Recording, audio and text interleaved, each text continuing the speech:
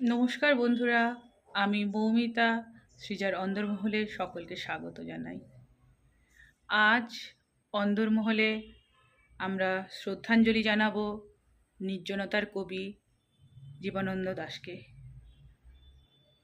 কবিতা পাঠ করে শোনাচ্ছে ঝর্ণা ঘাটা এবং সঙ্গীত পরিবেশনায় গায়ত্রী সাউ। ভালো লাগলে অবশ্যই একটি লাইক, শেয়ার ও কমেন্ট করে জানাবেন। সাবস্ক্রাইব করে চলার পথ সুগম করবেন। ধন্যবাদ। নমস্কার। জীবনানন্দ দাশের কবিতা পাঠ করছি শ্যামলী। শ্যামলী, তোমার মুখ সেকালে শক্তির মতো, যখন জাহাজে চড়ি যুবকের দল সুদূর নতুন দেশে শোনা আছে বলে, মহিলায় প্রতিভায় সে ধাতু উজ্জ্বল টের পেয়ে দ্রাক্ষা দুধ মহিষজ্জার কথা ভুলে সকালে রুড়ো রৌদ্রে ডুবে যেত কোথায় অকুলে। তোমার মুখের দিকে তাকালে এখনো আমি সেই পৃথিবীর সমুদ্রের নীল, দুপুরে শূন্য সব বন্দরের ব্যথা, বিকেলের উপকণ্ঠে সাগরের চিল, নক্ষত্র রাত্রির জল যুবা দেশে ক্রন্দন সব শ্যামলী করেছি অনুভব।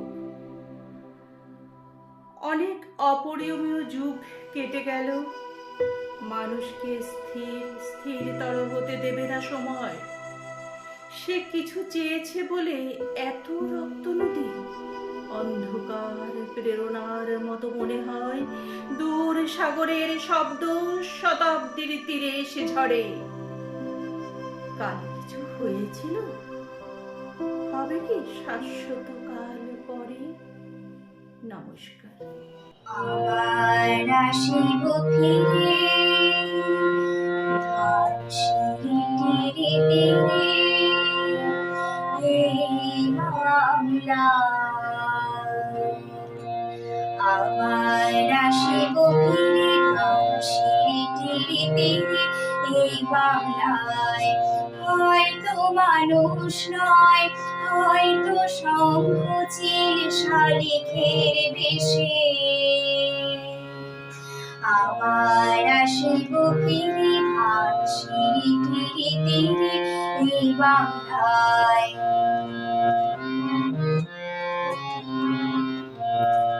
হয়তো ভোরের কাক হয়ে, হয়তো ভোরের কাক হয়ে, এই কার্তিকে নবানীর দেশে,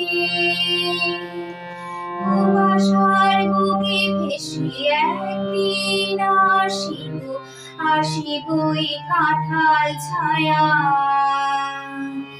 আবার আসিব ফিরে ধান সিঁড়িটির তীরে, এই বাংলায়।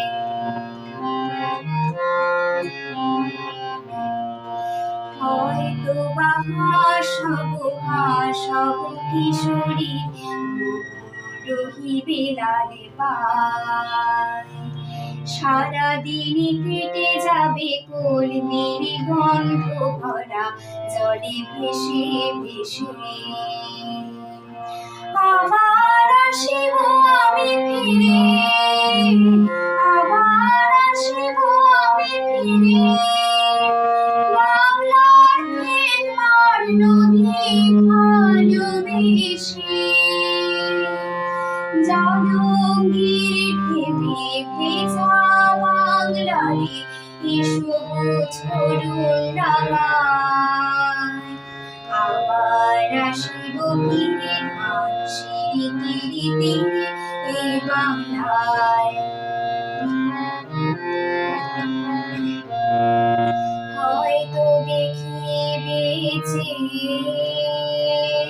সুদর্শন উড়িতেছে সন্ধ্যার বাতাসে, হয়তো দেখিবে, হয়তো শুনিবে এক লক্ষ্মী পেঁচা ডাকিতেছে শিমুলের ডালে, শুনিবে। হয়তো খৈরে ধান সরাতেছে শিশু এক ধানের ঘাসে ঘাসে। রূপসারি ঘোলা জলে হয়তো কিশোর এক সাদা ছেঁড়া পালে নীলামায়। রাঙা মেঘে সাথে রায় অন্ধকারে, রাঙা মেঘে সাথে রায় অন্ধকারে, দেখিবে নমল ভাসিতেছে নীরে। আমারে পাবে ইহাদের ফিরে, এসো বুঝ করুণ ডাঙায়।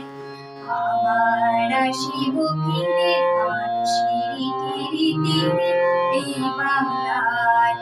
আবার আসিব ফিরে ধান সিঁড়ি তীরে তীরে এই বাংলায়।